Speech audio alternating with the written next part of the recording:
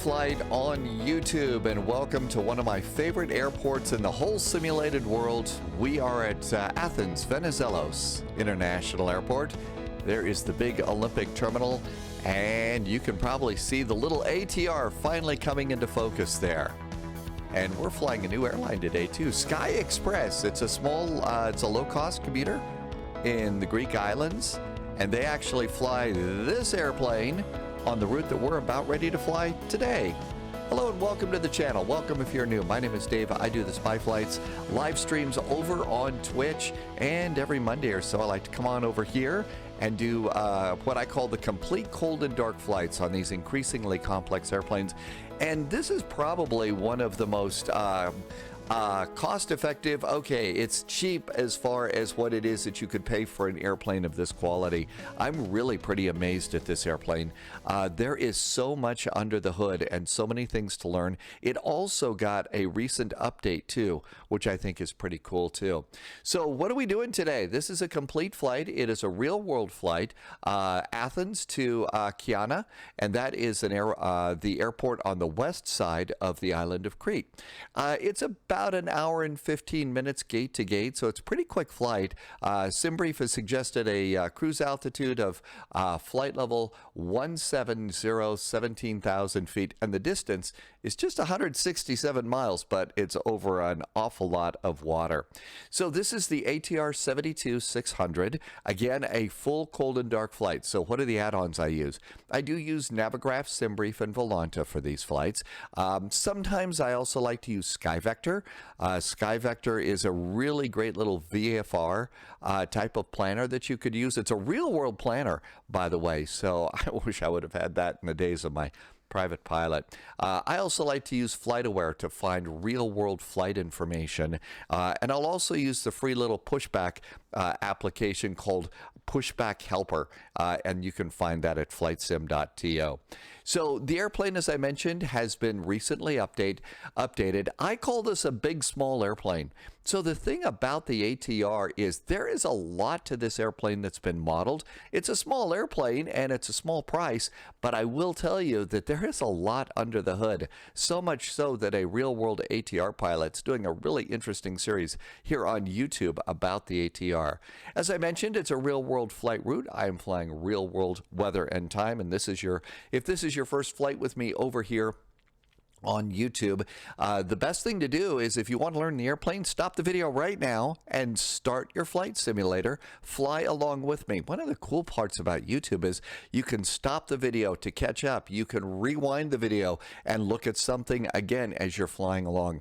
And then I always do like to suggest, if possible, do what I call your own hometown flight. And your own hometown flight is, in a couple of days or something, take the airplane up out of your hometown airport and fly it someplace just to help you remember all of the things that you're going to hopefully pick up on this particular airplane.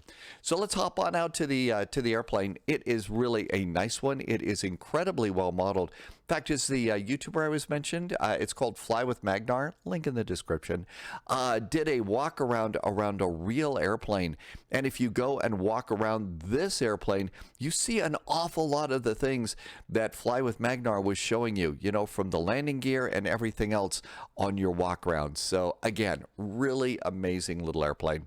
We're over here in the I don't know if you'd call it the overflow area here at Venizelos, but this is also where I think they take the little turboprops here, and they do fly a fair number of ATRs, both this Sky Express, but also Aegean's low-cost commuter hopper. They revived the old Olympic livery and name for their ATRs.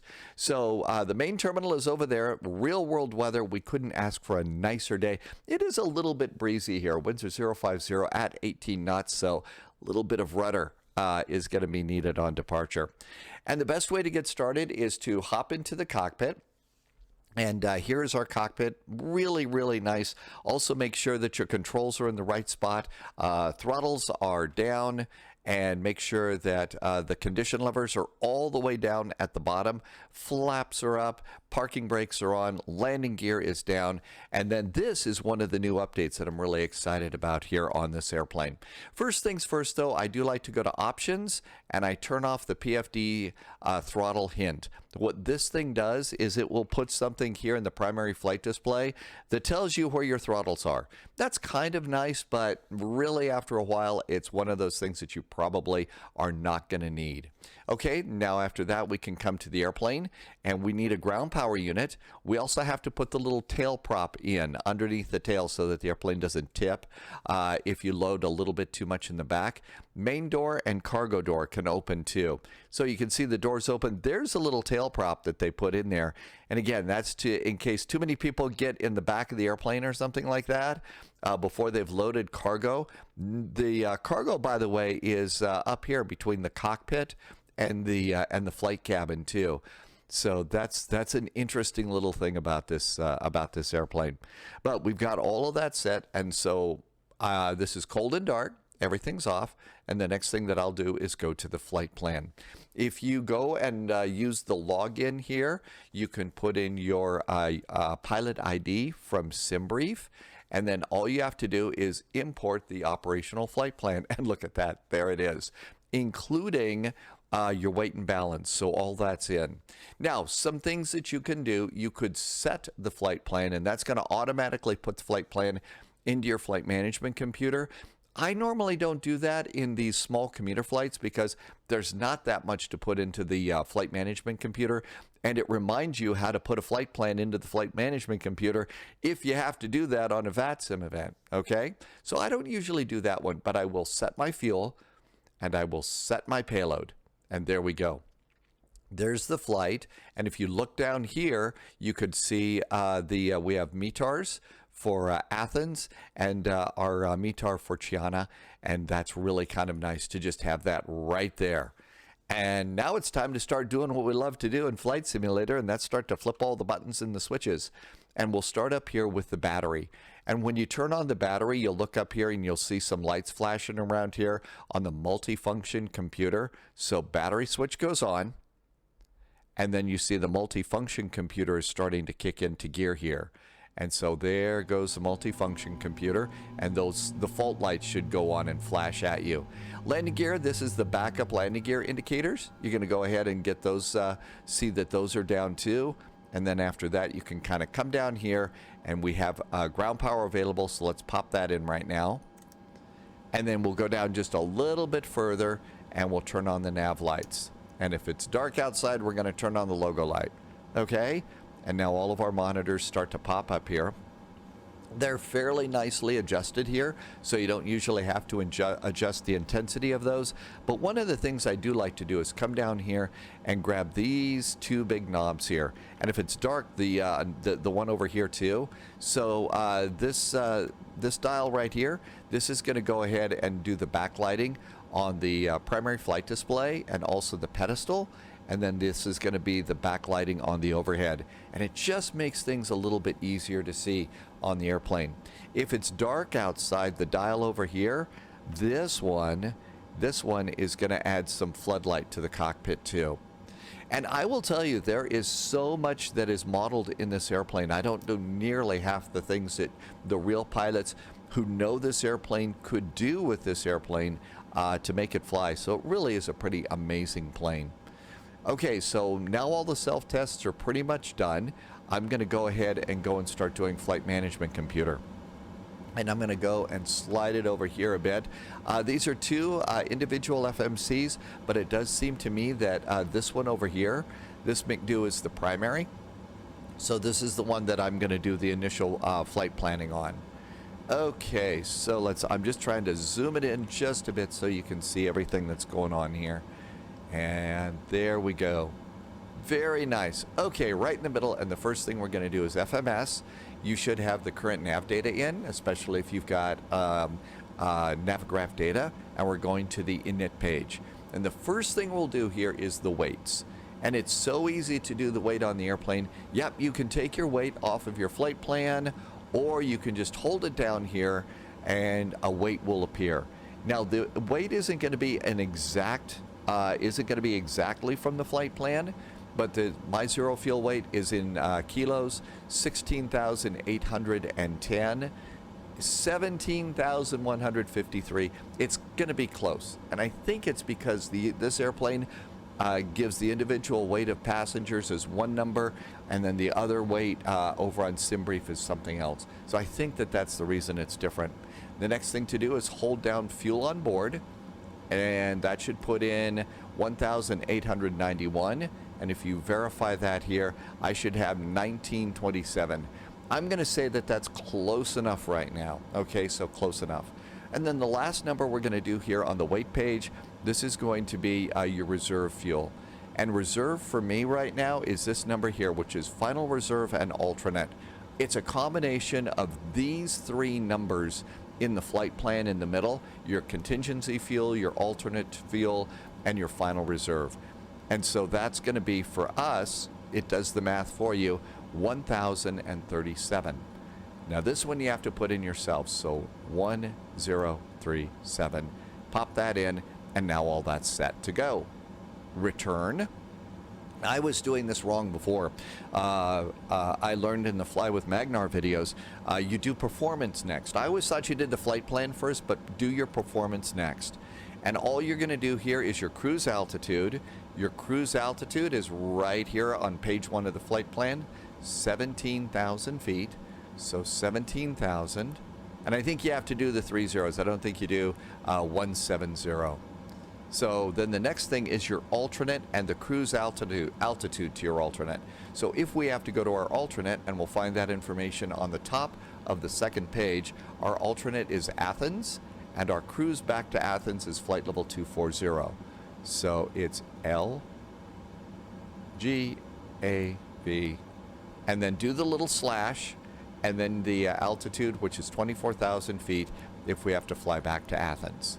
And we put this in there. Now, when you click it, sometimes it takes a little bit of time. So once you click it, you might have to sit and wait just a little bit. But eventually it will click into gear. I think it's because it's looking it up in a database.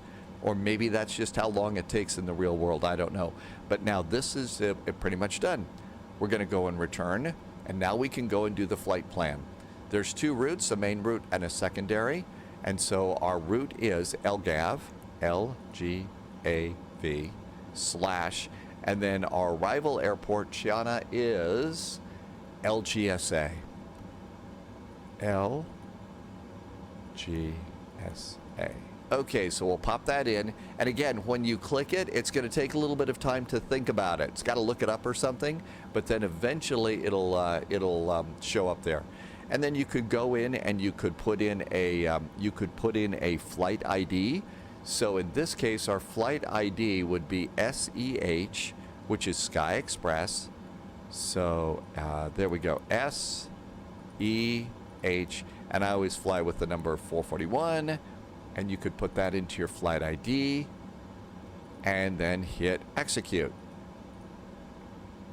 And there we go. We can now go and put our flight in. Again, you can do a download in this thing, but it's good, I think, to remind yourself how to put a flight plan in. Because let's say you're flying along on a VATSIM event, you're doing cross the pond and you get a reroute. How do you do that? It's important to remember to do these things. So we're going to do 3 left to the Kia 2 Lima departure. So I think you build up your flight plan from your departure. So LGAV, we're departing off of runway 3 left. We're doing the Kia 2 Tango. So next page. And there's lots of Kias and Cores. And actually it's the 2 Lima, not 2 Tango. Kia 2 Lima. There we go. And there's no transition out, so execute that.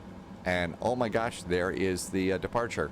So go to the second page, and after Kia, then the next thing to do is your flight plan. Now, we've got a couple of airways here, and airwaves are a little different here in this airplane. So our first airway is the Lima 617 airway. What you do is click your last waypoint, which is Kia, and you click airway, and then look for the number. You don't actually type it in. You look for the number from the list, which is L617. There it is. And then instead of typing in the out point, you click the blank boxes and look for your out point in there, which is MIL. And there's usually several pages. There's MIL right there. Okay, and then after that, we actually have another airway. So our next airway is the J56. And there's the J56. And the out of the J56 is RUSOS. RUSOS. Probably going to find it on the next page. There it is, RUSOS. And that's it. That's our flight plan. Execute that, return, and return, and then your flight plan should be on page 2. There is page 3, and that puts us out at RUSOS. Now we're going to put in the arrival. And we are expecting right now the VOR for runway, what is it, 29. So I do have the charts already pulled up here and my stack of charts down here. So RUSOS is going to put us out here at Levco. And then Levco is where we pick up the VOR approach coming on in. So this is going to be the VOR Yankee for runway 29. So we've got VDM. There is, I believe it's a VDM 29 Yankee. Let's just check the next page. Yep, that's it. VDM 29 Yankee. And we are coming in, and this is going to be the RUSOS. I got to remember 2 Golf. So we're looking for RUSOS 2 Golf. And there's a whole lot of them here. RUSOS 2 Foxtrot. RUSOS 2 Golf. And Levco, again, we got that information from the chart down here. Levco, that's how we enter the approach from the star. So Levco and execute. And then it takes you back to page 1 of your flight plan, and everything's looking good. And I'm going to go through and look for any discontinuities. Oh, there is one. Let's just delete this one and execute that. And then that takes us right into the VOR. We have a flight plan. How about that? So then the next thing we'll do is, at this point, I would then go to the performance page, but I would also think that the next thing for us to do is also get into what's called hotel mode. And hotel mode is, this airplane does not have an APU in the tail. So that's to save weight. So instead of having the APU in the tail, what we've got is engine number 2, the right engine, has what's called a prop brake on it. And so what we're going to do is turn on the prop brake and start the engine, and the number 2 engine becomes the APU for us. So it's really pretty simple. First of all, up here, we're going to go ahead and turn off most of the white lights, and that's going to not include the probe heaters, but we will turn on windshield heat. We're also going to turn on hydraulic power.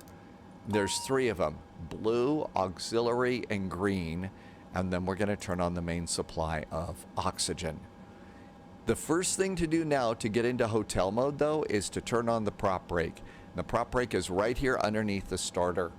And what they do is, on the ground, when you, even though the props aren't spinning, you do want people to know, hey, there's going to be an engine starting here. So we're going to turn on the wing lights. And you turn on the wing lights, and that lets the ground crew around an ATR know that we're going to start an engine.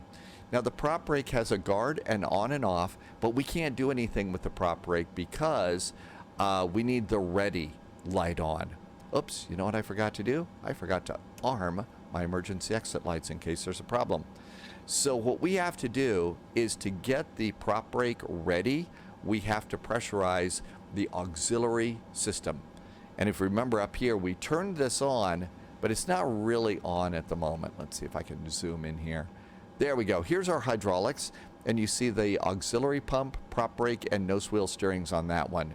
Well, it's really not ready to go. We actually have to turn it on, and it only runs for like 30 seconds at a time, and you do that right down here. So you see auxiliary hydraulic pump, ground control. If you hit it and nothing happens, check to make sure that your control lock, your gust lock is on. So we're going to press the button, and the countdown begins, 30 seconds. But if you look up here, now all of a sudden, it's ready. So we can unguard it, and we can turn it on, and then it's just going to turn up here in turquoise or teal or whatever the official term is. And then the ready light goes out, which means that pump is now no longer on anymore, but the prop brake has engaged, and you'll see it's in turquoise here. And if you look here in the main engine instruments, it says that the prop brake is engaged here on engine number 2. It's right there. There's our prop brake in. So we're good to go. Now we can go ahead and start the engine. So to start the engine, we're going to come up here and turn on fuel pump number 2, engine 2. We're going to come down here, and we are going to turn the engine starter to A and B, and then start engine 2, and then look down here at the engine instruments, and when this engine instrument gets to 10%, the NH percent, you come down here and you move the condition lever to feather. And now this engine is actually starting. And it even sounds like it. Great opportunity for a little bit of coffee. I mean, just look down here. You can see down here the detail here in the landing gear. I mean, there's actually a little flap on top of the landing gear, the cover of the landing gear mechanism when it's retracted. You can see a little bit of a break in the flap there too. So there's all sorts of things to walk around the airplane and check out. But now we do have hotel mode is on. So we're going to put the starter back to off. And if you look up here, you can see external power is available. But what we're going to do is disconnect from external power, and you'll see the fault light on the DC generator 2 go out. So now we're getting our power from the engine number 2. At this point, I'm going to go to the aircraft, and I'm going to pull ground power. And we're slowly getting ready to depart. Next thing that I usually do at this point is I go and set up the autopilot. And to do that, the first thing we're going to need is our runway heading for departure. And our runway heading for departure for 3 left is over here, and that's going to be 032. Okay, 032. And this is a little awkward. Let's stop that flashing at us. You're going to set a heading which is down here underneath the artificial horizon to 032, but you're going to do the knob up here. So just move to 032. And you can just kind of hold it down. So there's 27. I always go the wrong way. I always go the wrong way when I'm dialing these things around. 3, 4, 5, 6. It's a small number. 1, 2. So there we go, 032. Okay, we're good to go there. Now, the next thing we're going to do is set our initial altitude. If you're flying on VATSIM and you're getting a clearance, and the clearance basically says climb via the SID, but they don't give you an altitude, what they're hoping that you're going to do is actually look at the chart here and get the top altitude of your departure. And sometimes it's going to say, it'll give you something like top altitude or cleared altitude or something like that. Sometimes there's nothing in there because, ATC is going to set that. We're going to be on the Kia 2 Kila. Climb via intercept. Okay, no altitudes there. And it's going to put us out at Kia right here. And so we're supposed to be below flight level 240. So we could be below flight level 240. And that's about the only thing that we got. Still, you just have to look for that. So what we're going to do, we're only going to 17,000 feet. So let's go ahead and just dial in 17,000 feet. Not even going to go that high. And this is another number. It's on top of the altitude tape over next to the artificial horizon. And I've just kind of clicked it down there. There's 11, 12, 13, 14, 15, 16. And there is 17,000. And because these numbers are so small, I always like to zoom in and just confirm, did I really do that? Now then, it's set the altimeter. And we can do that on the flight plan page. Athens altimeter is 1017, and that's over here. So 1017. Now I will also take this opportunity to slide over here by the speed target and put it into auto mode. You know it's in auto mode because the speeds here on your speed tape turn pink. Okay, so that's sort of like managed in an Airbus. And our speeds here are pretty much already set. So we've got our departure runway here, 106, 106, 110, all of that's good. Let's go to page 2. Ooh, mean wind. We got to put that number in. And mean wind is another word for average winds, and you get that on page 1 of your flight plan. Average winds for this flight are 358 degrees at 20 knots. So we'll go 358 degrees at 20 knots, and we put that in for mean wind. Now you could also do this for your alternate. I haven't been bothering with this right now. It gives us our cruise altitude and everything set. Page 3 of this is going to be for landing. This is going to give us landing speeds, and we'll fill this out a little bit closer to the airport. So back over here to the takeoff page, and all is right with the world. By now our passengers are aboard, so let's go to the aircraft, and we're going to close forward cargo, main cargo, and remove the tail prop. And our doors are closed. You can hear the little APU, or the hotel mode is going, and if you look behind the engine, you'll even see a little bit of a heat plume underneath the coming out of the back of the engine. Okay, so now it's about time to go. So the next thing for us to do is run some checklists, and this airplane has really good checklists here. And so what you do is there's click spots, and to find the click spots, go to Options, Display Click Spot Help, and here are all the places on the touch screens that you can go and click things to be able to access them. It's really easy. I actually suggest if you're flying along and you have multiple monitors to learn these, do a screen grab of this and put it on your other monitor until you learn where it is to click things. Okay?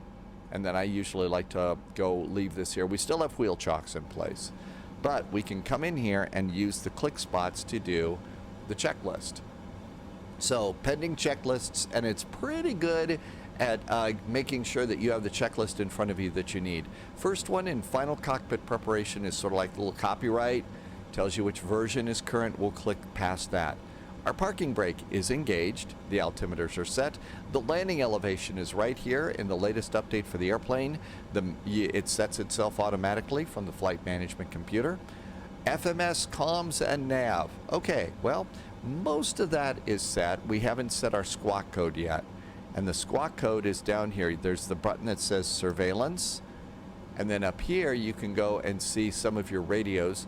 I'm going to go ahead and just squawk 2000. We're not on VATSIM, but I'm just going to put in a squawk code and hit enter. And we're going to go ahead and hit on, because we always like to squawk mode Charlie on the taxiways.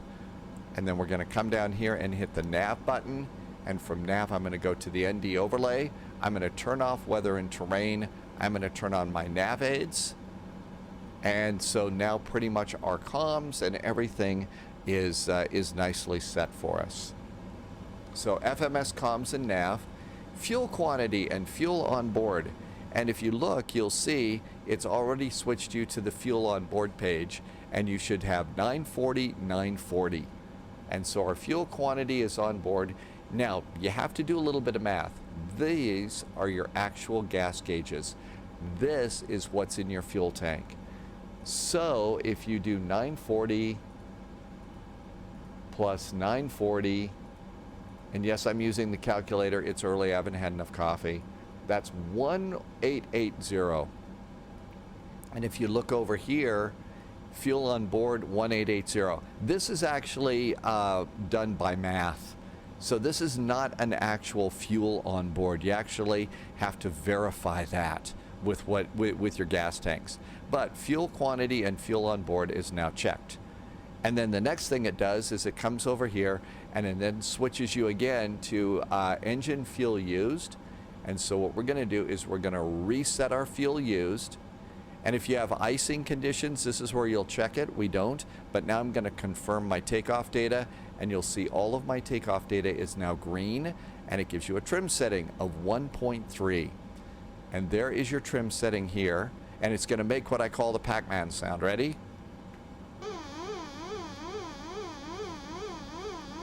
And there is 1.3. Okay, so there's our 1.3. Now, there is another YouTuber here, B737NG Driver, has said that right now the trim's a little on the aggressive side, so subtract 3 from your trim setting. So there's 3, and because this is the longer ATR, and to be honest, tail strikes happen with this along, I'm going to actually subtract 4. So I'm subtracting 4 right now. This is not pull the nose up real quick. So I actually subtract 4 for my trims, and now engine and fuel used is done. The memo panel is checked and cool. Those are the normal things that we would expect to see, and power management is set to takeoff. That checklist is done. Next thing for us to do is the before propeller rotation checklist. CDLS, that's the cockpit door locking system. And if you want to check it, the CDLS is back here behind the co-pilot's head, and the cockpit door locking system is on. Okay, so we got that in there. CDLS is on. Okay, FMS and takeoff data, we've confirmed that. Our trims are set. The tail prop is on board. The doors are closed. Oops, seat belts are not on, and the beacon's not on. So we can go ahead and let's go and do seat belts. We'll also turn on, it says devices, and then we're going to turn on the beacon. And now we're cleared to start. In the world of VATSIM and real world, you do not need ATC clearance on this airplane to start the engine in hotel mode. You do need clearance to start your engine with the Assassin's Creed swords on the wings spinning around, but you don't need to this is like starting your APU, okay? So we're ready to go and start engines. Once again, we have to come down here and we have to hit the hydraulic auxiliary pump. We got 30 seconds to come up here, and you can see it says ready. We're going to open it, turn it off, and then it's going to say unlocked and then ready. And then we'll guard it, and if you look outside, you see our props are spinning. And with the props spinning like that, we can then go and take the condition lever and move it up to feather. And it's going to start spinning faster. Sorry about the coughing. We've got wildfire smoke where I live, and also the pollen's getting bad. Now, you could do a one-engine type of a taxi on this. I'm not too terribly good at one-engine taxis. So what we're going to go ahead and do is start the second engine. And everything's looking pretty good here, so we'll come up here and we're going to do the fuel pump on for engine number 1. Starter goes back on, and we're going to start 1. Just like before, the NH% is going up 5, 6, 7, 8, 9, 10%, and that's going to be your fuel goes from shut off to feather. And if you look out here, our other engine should be starting. And the start sequence on this outside, the visuals on this are pretty good. They're really pretty good.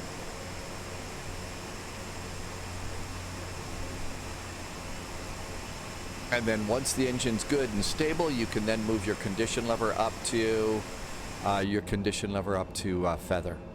And I actually have those set to some extra levers that I have in my controls, so I can actually run those. You don't use them that much here in the ATR, but I do use them quite a bit in the de Havilland Twin Otter. Okay, we got 2 good starts. So starter goes to off. We're also going to now turn on the probe heaters. Probe heaters are on. We're going to do a cabin call, let the cabin crew know that we're going to start rolling the airplane around, and the before taxi checklist is available. All right, so the FWS recall. So this is sort of like cancel recall in a Boeing, and you hit recall right here, and it will actually pop up there for a second, and we're clear, so we're all ready to go. Cockpit comm hatch. This is also called the mailbox. And this is a hatch in the side of your airplane that they can pass documents to you. And you can see the hatch is open here. So the ground crew would hand you documents through there. So you got to make sure that you close the mailbox. And then once that's done, we can say that cockpit comm hatch is closed. Condition levers are auto. Anti-ice is not needed. The true. Okay, so that's this system here, and this is going to be an electrical rectifier system. It provides different levels of electricity, so that's on. Different types of electricity, converting from AC to DC and back the other way, I believe. Anti-skid test, that's this button right here, and you'll see the wheel anti-skid test is going on. And then it's going to turn green. And then after that, we'll go ahead and do flaps to 15. So flaps for 15, nose wheel steering is on, and we are ready to taxi. So sit back, feet on your rudder pedals. Make sure that your gamer chair is locked into place so you don't tip over if you have rudder pedals. We're going to come up here. We no longer need the wing lights on, but we do need the taxi light on the nose. So all of those are good. Come on down here with your feet ready to go on those rudder pedals or your toe brakes. Parking brake is off and toe brakes on. Otherwise, this airplane starts rolling. And it starts rolling quickly. It really does. So next thing I'm going to do is I'm going to get my charts over here. I should have done this before. And we're going to go to the airport chart. We're going to 03 left. And this is the really nice moving chart. Okay, so what we're going to do is we're going to taxi. We're going to loop-de-loop out here, get on the Kila taxiway, and go over the bridge, past the Olympic rings, and down to our runway. Okay, so we got a guy sitting over there. We're not going to push back. There's the ground power carts. We're going to make a right turn out of here. Throttles at idle, release, and nothing happens. Toe brakes back on. What did I forget? Chocks. That's been known to happen. There's chocks. Whoa. See, sometimes your toe brakes don't actually catch. So sometimes the brakes don't catch and you drive through things. I forgot to do chocks. Uh-oh. We're carving up some people with our Assassin's Creed swords. Sorry, guys. You might have some... Yeah, they're probably really upset with me right now. Okay, and out we go. This airplane, when you're starting to do the like one of those tight 90-degree turns and all, it really can sometimes... you'll need a little bit of extra prop on the longer airplane to finish a 90-degree, tight turn like this. And then as soon as you can... it's a really good thing to go back to idle because this airplane really does kind of take off fast.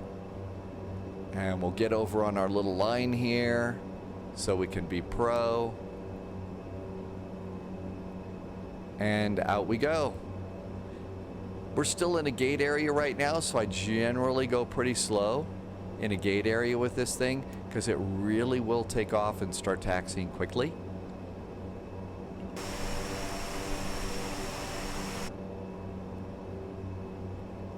Yeah, see, now all of a sudden we've kind of taken off here. There is the Kila taxiway. So left turn to go over the bridge.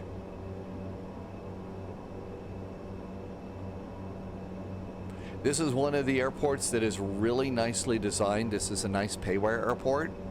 And I do enjoy this one for sure.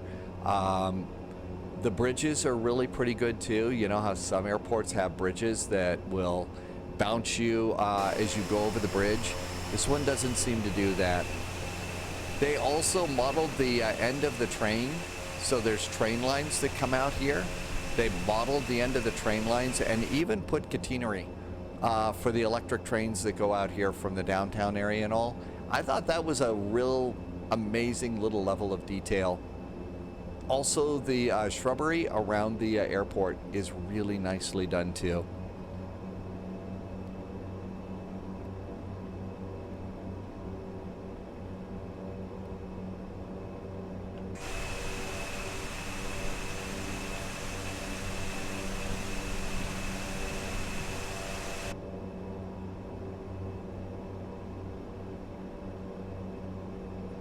Okay, I think we're going to want the Bravo taxiway to take us down here. So that's going to be our first available left. And the reason you do the Bravo is because it's the one that's closest to the airport. If there's landing traffic, they're going to be exiting the high speed on the outer taxiway. So we're going to grab this one. And as you can see, if you're looking, there's also a little checklist down there. So our checklist shows taxi and takeoff lights, brakes. So definitely do a little brake check here. And there is a brake check. Very nice. Brakes work. Always good.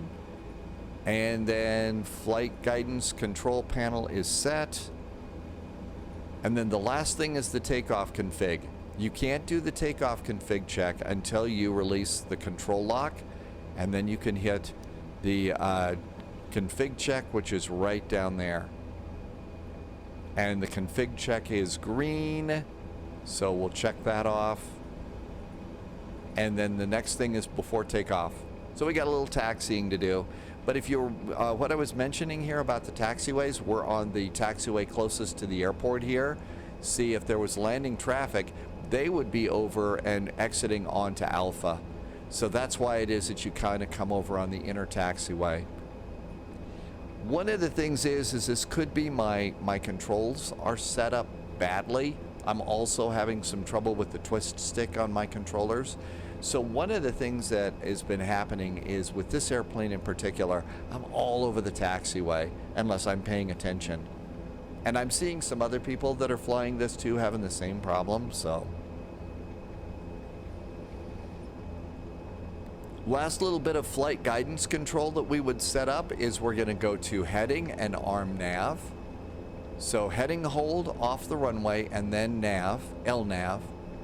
The next thing that you're going to do is come over here and hit the IAS button twice.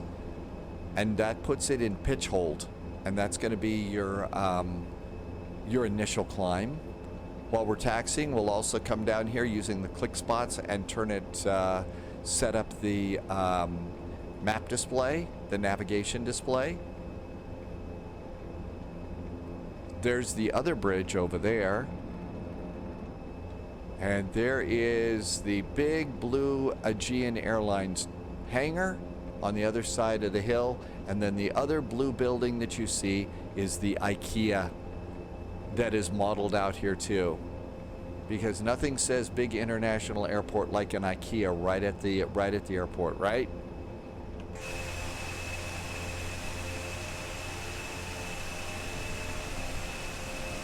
There's the IKEA.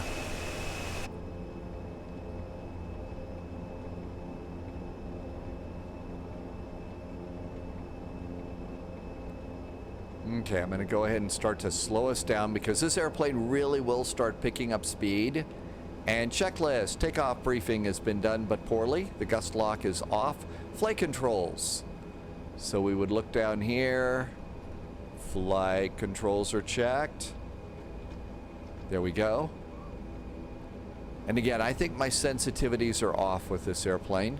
Transponder in TCAS is on.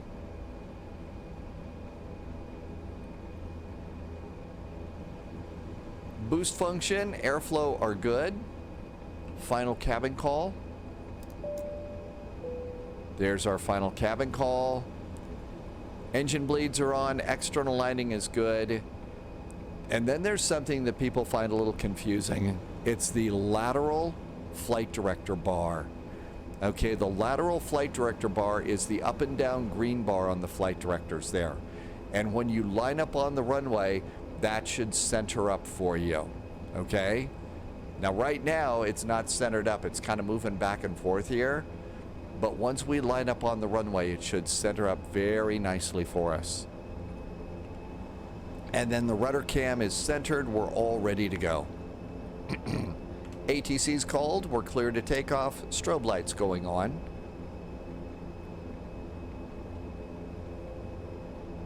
And we're at the end of the runway, so I'm going to slow it down a little bit more for a little bit more of a controlled turn here. Around 10 knots for a 90-degree turn. And there's a nice little green building at the end of the runway. And then around we go.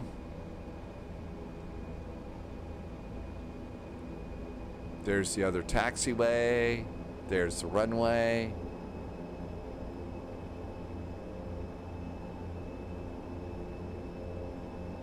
Zero 03 left. Always good to check the runway. Make sure that that's the right one. So strobes are on. I usually don't turn on landing lights though until I'm actually pointed down the runway. Because if there's an airplane at some places on the other side of you, you can blind other airplanes. Landing lights. I think we're ready to go. Throttle's up to the first click spot. It's called the notch. And so that's this little area right here that's white. So that's your standard takeoff. And that's actually sort of as close to an auto throttle as you're going to get here. So throttle's to the notch.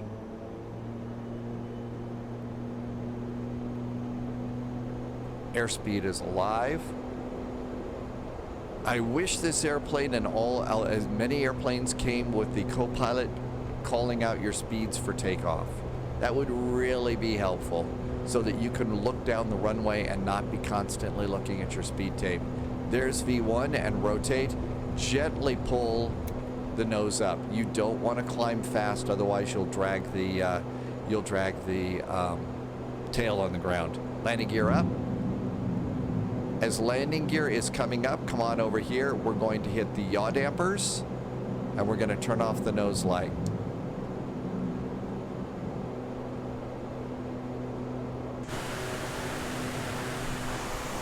And a beautiful departure out of Athens.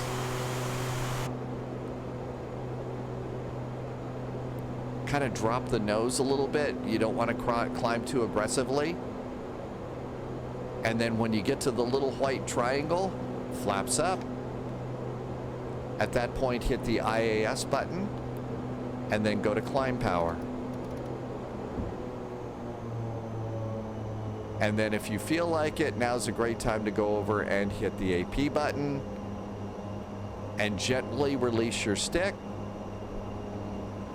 And it should climb you out. This thing does not climb like a banshee. This does not climb quickly at all. And really the scenery around the airport and around Athens is just so nicely done. One of the things to do someday is grab your Cessna 152, 172, do a sunset tour around Athens. Obviously you're going to want to fly around and over the Parthenon, and it really is amazing at sunset. That's just one of the things about Microsoft Flight Simulator. It's so incredible. And then as we look out here, we can go ahead and bring this out and use this as a moving map, which is really nice. You could also use a moving map on Sim Toolkit Pro or Volanta. So either one of those works good too. The airplane's going to automatically at takeoff start your elapsed timer for you, which is nice considering how bad I am at setting my elapsed timer. And we have a checklist. Landing gear is up and flaps are up. Power management is set to climb. Engine bleeds are still on. Taxi and takeoff lights, we turned those off. And altimeters, we're not going, actually we are going above transition. Transition here at Athens is 9,000 feet. So I'm gonna leave that until we hit transition. It will take a while. ATC is being particularly nice. They have said direct to D284I. So DTO 284 India and execute. And that's going to be our turn. They will do that if there's nobody ahead of you to get you out of their airspace quickly. So be ready for direct twos. And as you can see, direct two works really, really good in this airplane.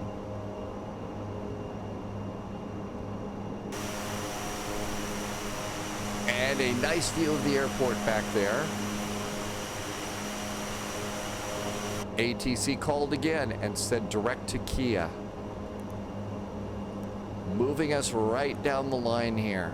Again, be ready for direct twos, especially if you're doing a departing out of a busy airport. Passing 5,000 feet. And we can make the map a little bit bigger here. There's Khania.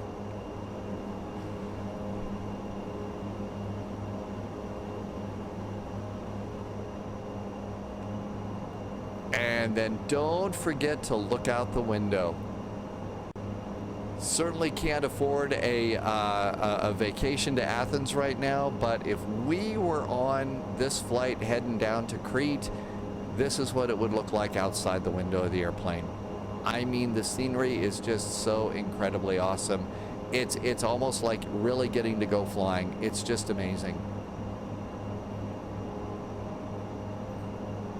And it couldn't be a nicer day for sim flying too. Hardly a cloud in the sky. Now we'll come down here and I'm going to go and switch from Athens to our arrival.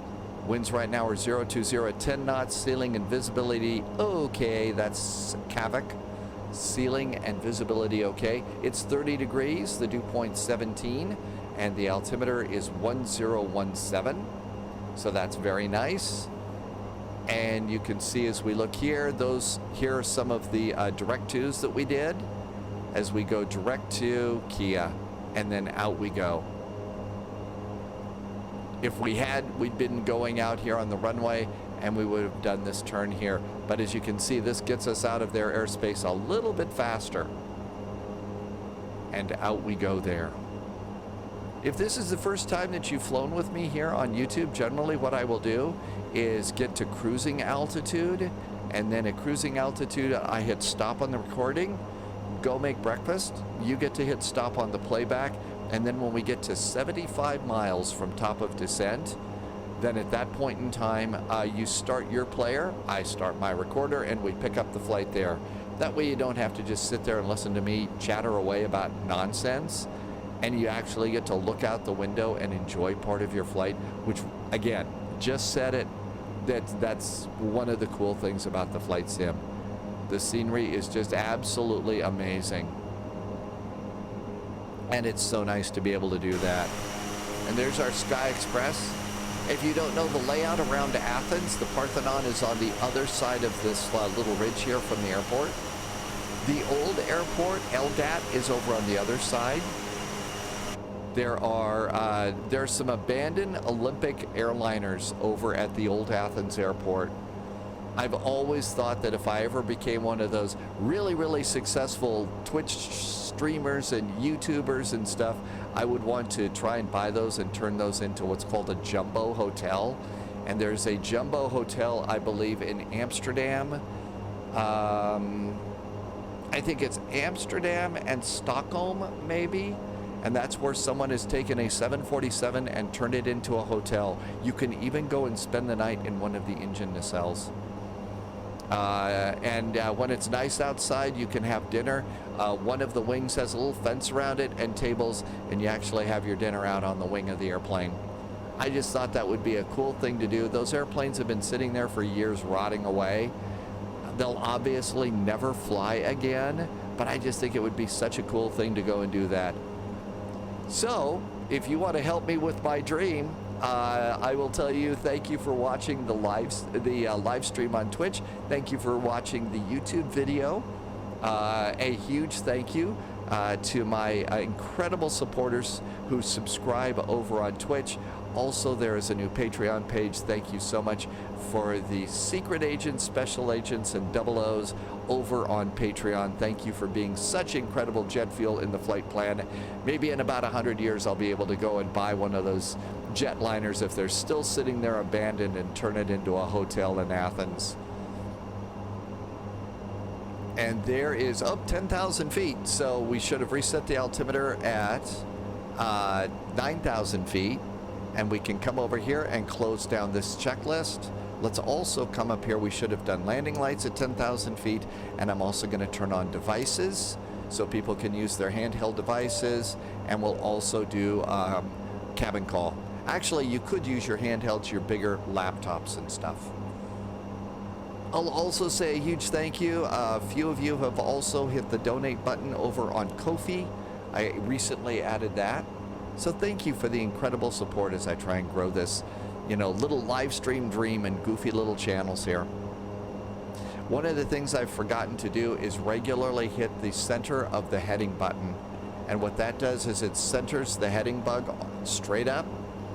That way, in case the autopilot goes out and you have to start, being a pilot, you can just easily look down here and say, oh yeah, I'm supposed to be flying this way. And so that kind of helps you out with that. There's 11,000 feet. Down here, we could go to the nav page. And over here, we can go to the ND overlay. And now we'll go ahead and turn on terrain. And so now we have terrain radar.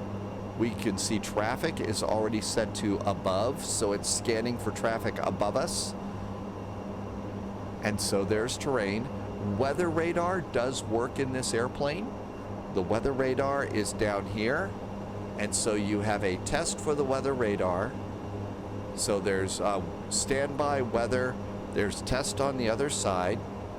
So there's the test. And I believe what you do is you set this down a couple and then you turn the gain to max. And that's supposed to be how to make the weather radar work. I've used it once before. We're flying, I think it was, I think we were doing an ATR flight in California. FedEx has cargo variants of this airplane, and they fly it out of Ontario, California. And it looks like the manufacturer, so this was originally a French and Italian manufactured airplane, and that ended up getting folded into Airbus. And Airbus, they're still making this airplane, and they're making a cargo variant now that FedEx is starting to use. And you can see these, it's flying out of some smaller airports to bigger airports in the United States. This airplane is still in use. Sky Express flies this in Greece. Loganair flies this one up to an airport called Kirkwall in the Orkney Islands, and then flies down to Inverness.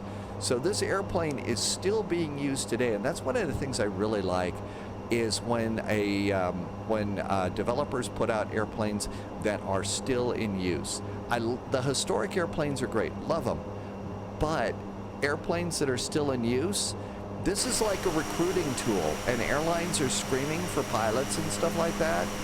If you're young, considering a career in aviation as a pilot, and you can go and hop into the simulator and start learning about an airplane you're actually going to maybe be a pilot on, there isn't a better recruiting tool, I think, than that.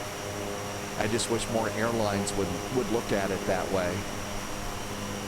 And then so there is Athens off on the horizon, and the beautiful blue skies of the Aegean, seas of the Aegean and Mediterranean right before us. I think the blue seas of the Aegean are more over that way towards Naxos and Mykonos. This is an absolute magic area for me. I really do like flying in this area. And here is our turn. You can see that it's showing where we're going to hit our top of climb at flight level 170. And out we go. And again, as soon as we're done, you'll come up here and you will hit the heading bug.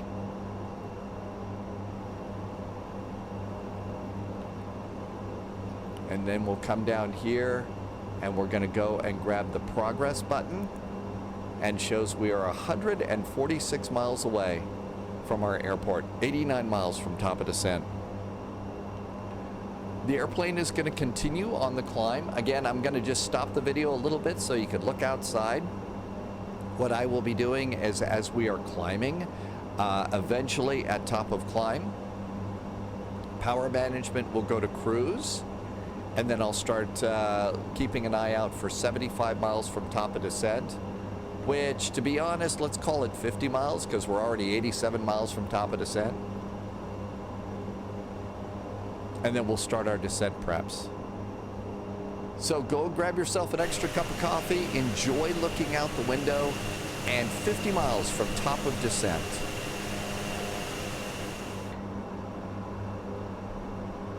And there you go, 50 nautical miles from top of descent. We got 13 minutes before top of descent, so welcome back. Thanks for coming on in. Hope you got a nice cup of coffee here and are all ready to start doing the approach. Let's see here. The current time is 14:20 Zulu. Our latest weather information is at 12:20. So let's see here. 14, that is 12. That might be considered just a little bit old. So let's see. Let's go over here. There's 12:50. There's 12:20. Not sure that this one actually updates itself. There are several places that we can go and get the current METAR though. One of those places that we can go and get a current METAR is over here on Navigraph. Let's see if we can get one here. Airports, information, and weather. This one's at 1350. So here's a really good one. So altimeter is 1016, winds are 360 at 8.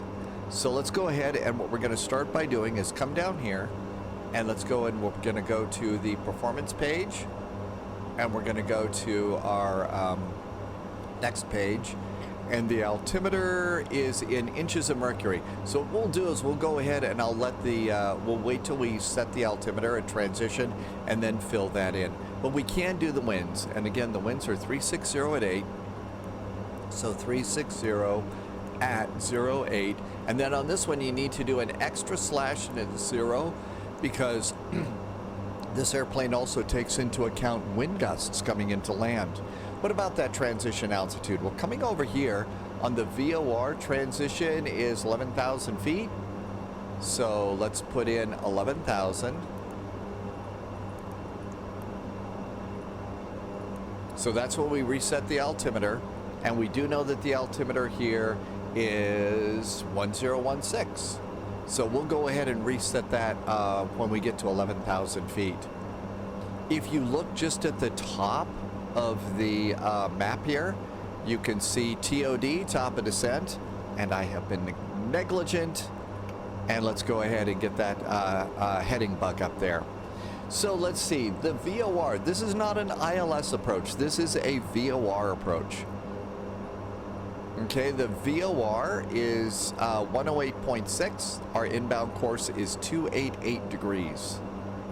So we can go and set a few of those things. Right now we are 12 miles away from Resty. So what we'll do is come over here, and I'm going to go and switch from the flight management computers over to VOR real fast, and we're going to set the inbound course, which again is 288 degrees. It's a small number down here, so 288 degrees. And sometimes it just helps to hold it down. 329 288, and then go ahead and get right back into the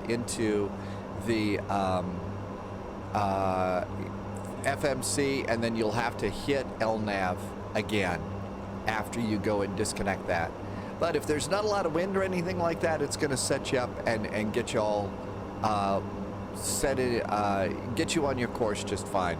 Easy for me to say. I also should have switched from above to normal when I hit top of climb, and I also did not go over and hit cruise because I was too busy munching on breakfast.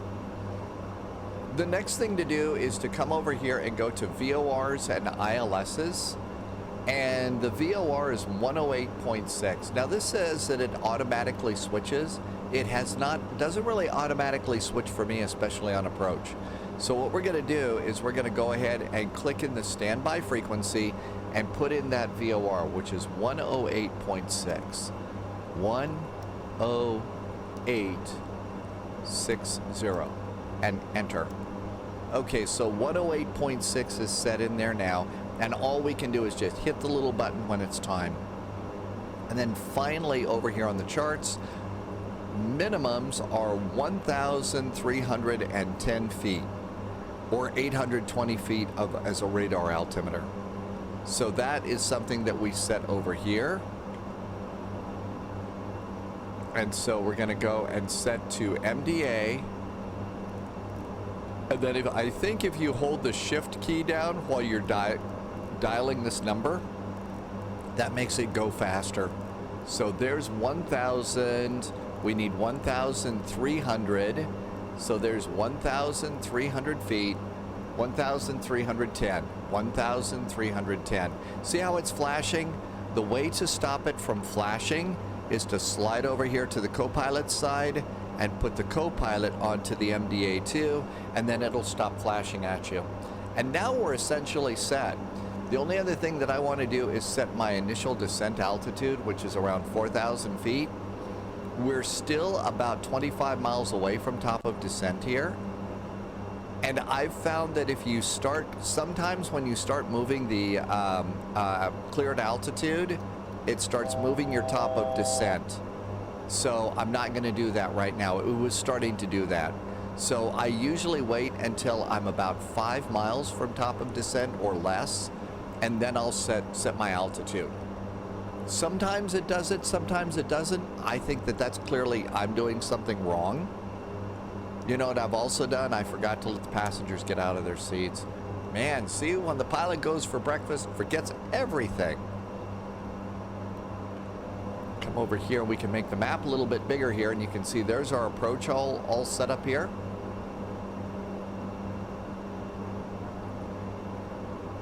Top of descent's 20 miles out. And pretty much we're all set and ready to go. So I don't know how you would update this. Maybe go to payload and back. No, I don't know how you update these things, and that would be good to be able to update, especially for a longer flight. Import, set flight plan. No, I don't see any way to update those. That would be a good thing for them to do. Anything else to do? Not really. We're 17 miles out. We could have come over here and put a flight plan on this side. So this is really handy. It's really gotten to the point where having both of the McDo's do several different things is a really good thing to do. The airplane itself is really pretty awesome. So you see these things right here? That's a ladder. And there is your escape hatch up there. So there's a ladder for the escape hatch. You can open the doors if you want. This is the cargo area. So you can see that's where there would be cargo. And then you could also come down here and open the door, and there is your passenger cabin. So that's pretty cool. And the passenger cabin is pretty nicely modeled here. As you come on in, this thing that you see over here, this is the jump seat. The jump seat does not look particularly comfortable, and it's one of those half and half doors.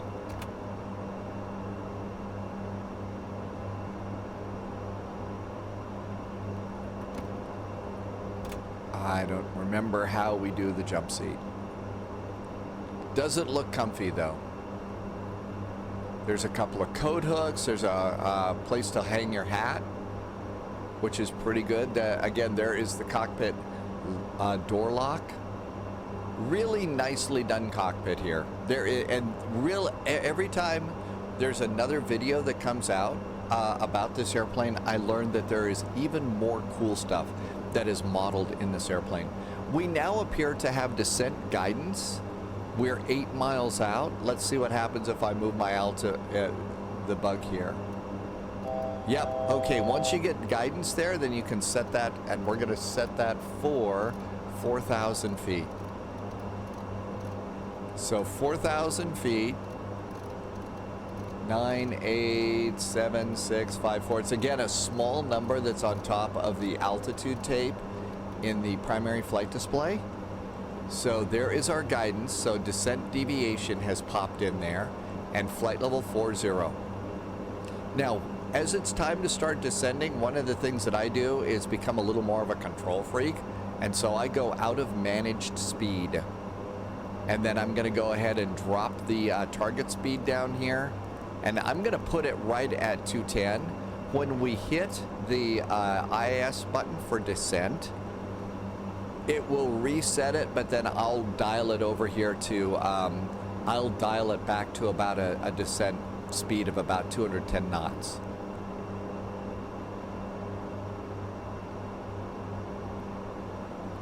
Two miles to top of descent.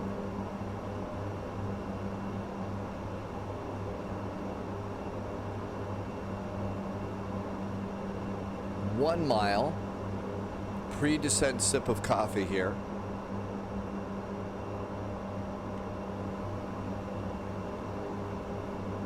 And that should be descent. Yep, there it is. And now we've got a little deviation showing up here. So I'm going to hit IAS. I'm going to pull my throttles back out of the notch a little bit. And then I'm going to come back over here and set that speed target again to 210 knots for my descent. And then you use your throttles to keep the descent deviation as close to centered as you can. It isn't going to be exact on this airplane, but it's going to be close. 11,000 feet is our transition here. Maybe pull the throttle a touch back. And with this airplane, maybe it's my sensitivities are a little bit off, but you barely move the throttles on this. And there we are going over our next checkpoint. And again, I'm just barely pulling my throttles back a bit to try and move this descent deviation indicator right over the center if I can. And by the way, that's the same way you do you manage your descent on the CRJ. Okay, everything's looking pretty good. Let's go ahead and put passengers back in their seats. So seatbelt sign just went on, 15,000 feet.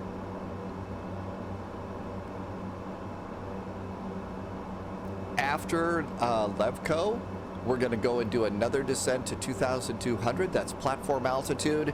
At that point in time in a VOR type of a descent like this, that's usually when I'm going to go and take control anyway. Maybe pull those throttles back a little more. And you can see there's my throttles coming back just a bit. So I'm hardly moving these things at all.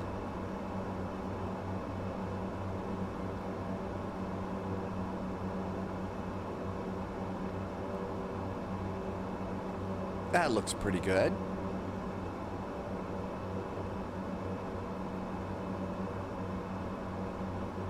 Oh, now I moved it too much. So again, my sensitivities are just really kind of all over the place on this. Maybe it's a sign that that my controllers are getting old. Oh, look at this. We have a descent checklist. How convenient. So FWS, recall. Let's hit the recall button. Recall. And there is total recall. No sign of Arnold Schwarzenegger, so everything's good. Landing elevation, that would be a check. I usually just see, is it still blank? Then I assume it's good. FMS, navigation and performance, is almost done. We still have to put the altimeter setting in. So that's good to go. Decision height is set. The arrival briefing has been done, but poorly. Next checklist is going to be approach, and I've already got seatbelts on. Here's 13,000 feet. There's another little checkpoint in the sky. As we start to get in here, I'm also going to start reducing my speed. And generally, I do it in increments of 10. So 10 knots, so we're going to go and reduce it to 240. That doesn't upset the descent path very much. If you just 10 knots, let it stabilize, 10 knots. Maybe that's not the way to do it, but it seems to be working for me. Which ultimately, usually I say this at the end of the live stream, the end of the videos. These videos that I'm doing here on YouTube is not about the right way or the wrong way. This is just what works for me. And the goal is, if you're new to this thing called flight simming and everything else, I just hope that it's something that is working good for you too. Okay, looking pretty good. Let's reduce it another 10 knots. And keep going down. Still going to 4,000 feet, and it says we're doing pretty good on this. We seem to be a little bit high for 20 miles out though. And another 10 knots, that gets us below 180. And I'm gonna go and now take it to 175. That way I can go and put flaps out, and that's gonna help control my descent just a little bit more too. I'm gonna reset my heading bug, and this is a really tight turn here. So I'm gonna reset my heading bug. We're gonna now go into heading mode, and I'm gonna swing myself out, oh, how about 20 degrees? Give ourselves a little bit of breathing room, because that's a tight turn. And our descent's pretty good, and we can now go and do flaps 1 at about 175 on our descent. Landing lights, that's going to go on at, that'll be going on at about at 10,000 feet. And we're relatively good on our descent here. Let's also come up here, and we're going to go and switch over to the VOR, and we're going to switch over to the nav radios, and there is our approach all set up. So our course heading 288 is in there. We're about 10 miles out. Not so bad at the moment. Here comes 11,000 feet. Altimeter is 1016. 1016. And the reason that I was waiting is because this will translate to inches of mercury, which is 30.03. So come over here to performance. 30.03 is our altimeter setting. And that's going to give us a VAP speed of around 104 knots. I usually land this thing at about 110. That gives me a few knots up above stall speed. So I always like to add just a little bit more, and I should have also come down to the ND overlay and done my traffic to below. That would have been good to do too. And now you can see that our descent deviation has kind of gone away since we switched away from the McDo from LNAV. But I'm just going to go down and do it at about 1,200 feet per minute now, so that we can get ourselves all set up for 4,000. So landing lights, let's see, that's 10,000 feet. Landing lights are on. Cabin call. I'm also going to turn on devices. So put away the big devices. Our altimeters are checked and set. Cabin altitude is good. Life is good.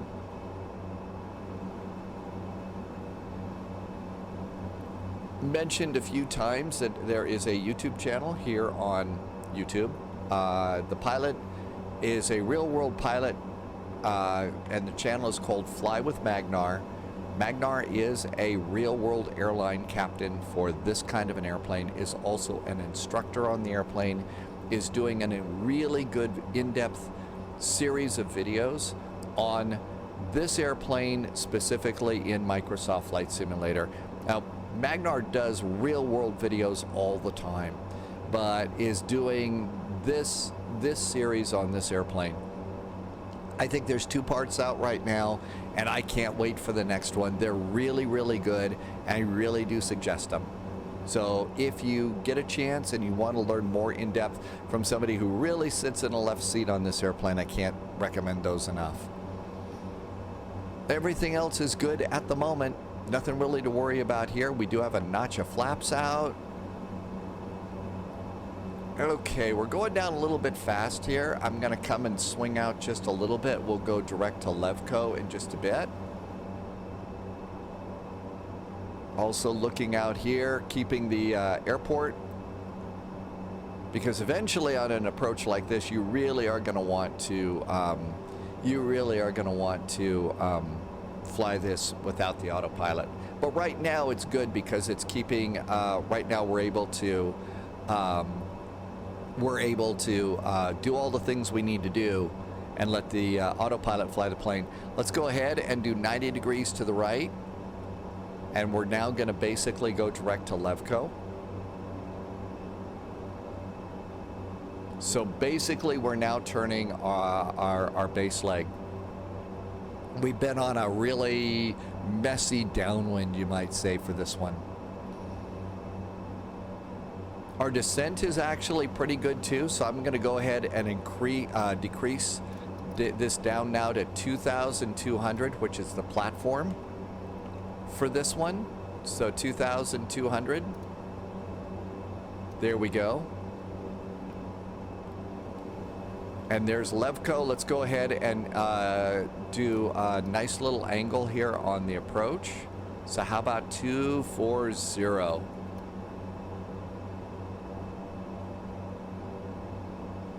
And you can already see up there comes the localizer. So we'll increase our turn. And this should put us right out perfectly. And as we look up, we should see an airport. And like magic, there is an airport.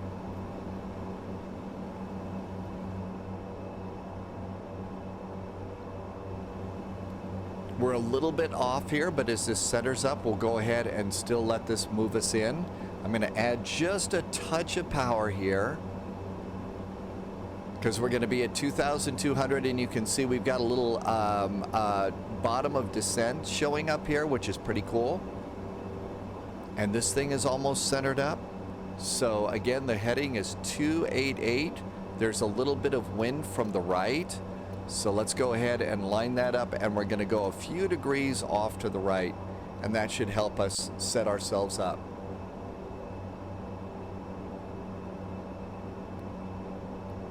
And in we go. The airport is just to the left of this little bluff here. And so we've got a 19-knot wind. I think maybe just a few more degrees. A little bit of crab there is going to help us compensate for the wind and keep this centered up. And we're looking pretty good. Now I'm going to start reducing my speed a little bit more. So how about 165 now? Again, I generally do this in increments of 10. Landing gear can come out. As soon as your gear comes out, you're going to probably have to increase the power a bit. That's a little more drag. And I'm going to do another 10 knots here. How about another click of flaps?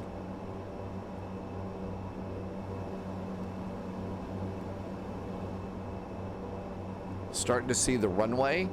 This is one of those Greek runways where, to be honest, they took the old runway and turned it into a taxiway. So it's important to be sure that you don't do a Harrison Ford here, and make sure you land on the runway and not the old runway. And here we go. I think the autopilot's had enough fun. AP is off. And I'm going to continue reducing my bug speed down to that 110 knots. And it's going to be fairly close. There's 110. There's some more flaps. And now we're going to make this mostly visual. As we come on in here, we're going to do takeoff power and a checklist. Cabin crew has been alerted. Landing gear is down, green. Flaps are down. Power management's takeoff. The true speed is set. Lights are good. Landing checklist is set.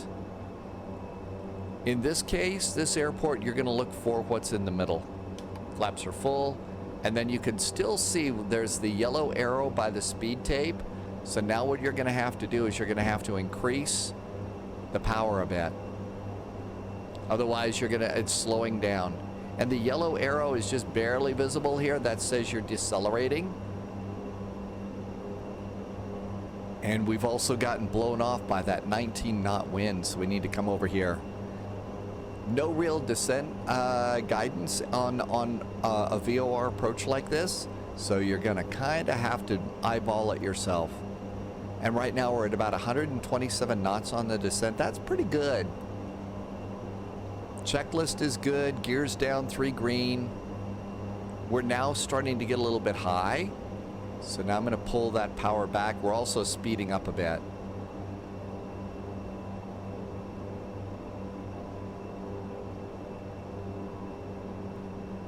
Another good thing to do is remind yourself of where the airport is, the terminal. The terminal for us is on the right side of the runway, and in fact you can even kind of see it. Starting to speed up again and getting a little bit high, so we'll pull those throttles back a bit more. And the cliffs are slowly painting on. Definitely high on this one. So we're gonna have to do a little bit of a dive. Passengers love it when you do that. Now I'm basically at thrust idle. And we are definitely a little on the high side here. Yeah, passengers love it when you dive for the ground like this. Approaching minimum. Oh, really? Minimum. I think this is probably going to be okay. Maybe. Probably not. Sink rate. I had a sinking feeling we would get a sink rate. And there's your bad joke for the video. Sink rate. Pull up. Now as we pull up, my speed's going to go down. We don't want to go below 100. stall speed. We are 50. definitely a little 40. crabby on this. 30. 20. 10. And then rudder over. Reverse. Dip the wing into the wind a bit. The ailerons. A little bit of reverse, not much. And welcome to Crete. So there's going to be 2 landing rates here. I have 2 things going. First of all, Flow Pro is giving me 1 landing rate. And that's the thing that you see that popped up in the upper left-hand corner. We're going to look at that in a second. The other one will be Volanta. And here is a taxiway. Now then, there is a military side to the Greek airports. And even though we have a taxiway here, I think the one in the middle here goes, it's a circular taxiway. I think that's for the military. And they do keep those separate. So we don't want to be over here on the military side. We want to go over here and catch Echo. That's why I didn't really stomp on the brakes too hard on this one. We'll come up here and do landing lights off. And we'll just kind of keep our speed going up here. Flaps can go up now. And we'll go and get off on the Echo. I don't know if that's actually the case or not. I've kind of watched some, you know, like Flight Radar 24 and things like that at some of these airports and saw, wait a minute, it looked to me like you could go and get off on that taxiway, but they continued down a little bit. You're also going to want to zero out your trim. So trim goes to 0s. There we go. Maybe add just a little bit of power for a bit of a V1 taxi to get us to that Echo gate. There is a really nice payware I've seen for this airport. I don't have it, but there's a really nice one. There's our Echo taxiway. I don't see a yellow line there though. There it is. It's hard to see. And off we go.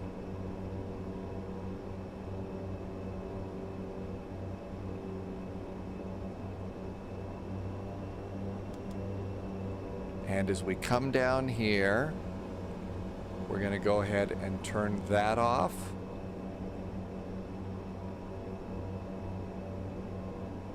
And this is the gate area here, so straight on in. The terminal is over there. No jetways here. You don't use a jetway with this airplane. It's just straight in parking. So we'll get a little closer to the terminal. And then we'll look at the 2 landing rate monitors, and I'll let you get on with the rest of your week or weekend.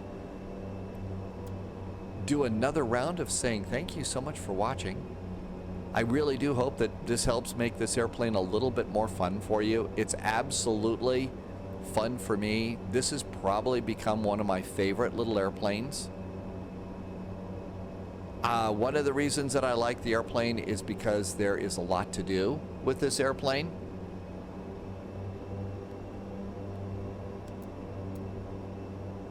Oh, I went the wrong way. There's a couple of these that circle the other way.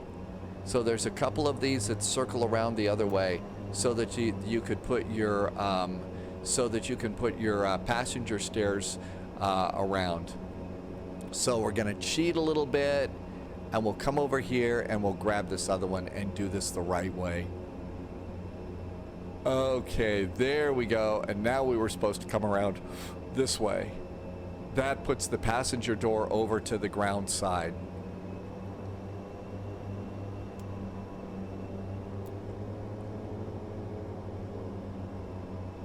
And I'm feathering one prop. So the one over there on the left side of the airplane just got feathered. We'll do parking brakes. We're going to do the control lock, and we can now go and do engine number 1 off. There goes engine number 1 off. Taxi light should have gone off, and we should have also done the strobes. And all of this is good. Now we're going to go ahead and do the feather engine number 2 and put it in hotel mode. And you can see it says ready. Let's get the prop brake on. And it should say unlocked, and then the prop brake should be on. And that looks good. So there's our prop brake, and at this point we can go and do beacon, but we will turn the wing lights on, let people know that we're in hotel mode. Devices and seat belts will also turn off the probe heaters, because they can get hot. Go to the aircraft page, chocks, ground power, tail prop, main door, cargo door, and everything is open, and we have arrived. Couple of landing rates here. So flight simmers get really focused on the landing rate number, and my landing rate on flow was 257. That's nice, but what you really care about in aviation is these two big white bars you see. That's where you're supposed to put your wheels. Okay, now if you go beyond the two little bars here, if you go beyond this one, that's a go around, because this is your landing zone. I was trying for this. Yes, I like to get a small landing rate number, but you really want to put your airplane there. So I was hunting for a little bit of butter there, which is what flight simulator pilots are crazy about, but there you go. So 257. Now then, Volanta sometimes gives us a different number. So here is our approach in here. So let's go and end the flight and then review.